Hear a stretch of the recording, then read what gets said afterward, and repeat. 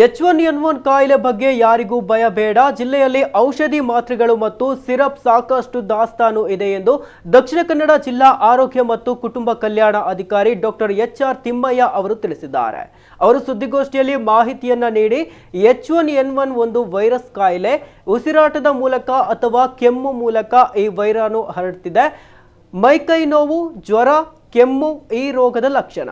ಶೀತ, ಕೆಮ್ಮು, ಜ್ವರ ಇದ್ದರೆ ಆರೋಗ್ಯ ಕೇಂದ್ರಕ್ಕೆ ಭೇಟಿ ಕೊಡಿ. ಸ್ವಯಂ ಮದ್ದು ಮಾಡಲು ಹೋಗಿ ಆಪತ್ತಿಗೆ ಒಳಗಾಗದಿರಿ. ಸಾಮಾಜಿಕ ಜಾಲತಾಣದಲ್ಲಿ ಬರುವ ವಿಷಯದಿಂದ ಭಯಭೀತರಾಗುವುದು ಬೇಡ ಎಂದು ಮನವಿ ಮಾಡಿದರು. H1N1 ಅಂದರೆ ಸ್ವೈನ್ ಫ್ಲೂ ಅಂತ ಕೂಡ ನಾವು ಹೇಳ್ತೀವಿ. ಈ ಜ್ವರದ ಬಗ್ಗೆ ಒಂದಷ್ಟು ಮಾಹಿತಿಯನ್ನು ನೀಡು ಅಂತ ಹೇಳ್ಬಿಟ್ಟು ಸಾರ್ವಜನಿಕರಿಗೆ ಗೊಂದಲಗಳು ಆಗಬಾರ್ದು, ಸರಿಯಾದ ಮಾಹಿತಿ ಹೋಗಬೇಕು ಅನ್ನೋ ದೃಷ್ಟಿಯಿಂದ ಇವತ್ತಿಲ್ಲಿ ತಮ್ಮನ್ನೆಲ್ಲ ಕರೆದಿದ್ದೀವಿ. ಮೊನ್ನೆ ಸೋಮವಾರ ಮಾನ್ಯ ಸಚಿವರು ತುರ್ತು ಸುದ್ದಿಗೋಷ್ಠಿಯನ್ನು ಮಾಡಿ ತುರ್ತು ಸಭೆಯನ್ನು ಮಾಡಿ ಎಲ್ಲ ಜಿಲ್ಲಾ ಮಟ್ಟದ ಅಧಿಕಾರಿಗಳನ್ನು, ಜಿಲ್ಲಾ ಆರೋಗ್ಯ ಅಧಿಕಾರಿಗಳು, ಜಿಲ್ಲಾ ಸರ್ವೇಕ್ಷಣಾಧಿಕಾರಿಗಳು ಹಾಗೂ ಜಿಲ್ಲಾ ಶಸ್ತ್ರಚಿಕಿತ್ಸಕರ ಸಭೆಯನ್ನು ಒಳಗೊಂಡು ಮಾಡಿದ್ದು ಕಟ್ಟುನಿಟ್ಟಿನ ಸೂಚನೆಯನ್ನು ನೀಡಿದ ಪ್ರಕಾರ ನಾವು ಕೂಡ ಜಿಲ್ಲಾ ಹಂತದಲ್ಲಿ ಮಾಧ್ಯಮಗಳಿಗೆ ಈ ಮಾಹಿತಿಯನ್ನು ತಿಳಿಸಿ ಆ ಮೂಲಕ ಎಲ್ಲ ಜನಗಳಿಗೆ ಸಕಾರಾತ್ಮಕವಾದ ಮಾಹಿತಿ ನೀಡಬೇಕು ಅಂತೇಳಿ ಸೂಚನೆಯನ್ನು ಕೊಟ್ಟಿದ್ದರಿಂದ ನಾವು ಸೇರಿದ್ದೀವಿ.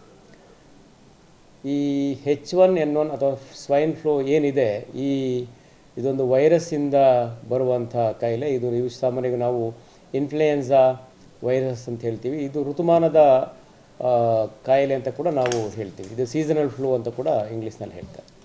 ಸಾಮಾನ್ಯವಾಗಿ ಇದು ಈ ಶೀತ ಹವೆ ಇರುವಂಥ ವರ್ಷಕ್ಕೆ 2 ಬಾರಿ ಬರುವಂತಹ ಸೋಂಕಾಗಿರುತ್ತೆ. ಸಾಮಾನ್ಯವಾಗಿ ಒಬ್ಬರಿಂದ ಒಬ್ಬರಿಗೆ ಡ್ರಾಪ್ಲೆಟ್ ಇನ್ಫೆಕ್ಷನ್ ಅಥವಾ ಉಸಿರಾಟದ ಮೂಲಕ ಸೋಂಕಿತ ವ್ಯಕ್ತಿಯ ಉಸಿರಿನಲ್ಲಿರಬಹುದಾದ ರೋಗಾಣು ಆರೋಗ್ಯವಂತರು ಉಸಿರಾಡಿದಾಗ ಬರುವಂಥದ್ದು.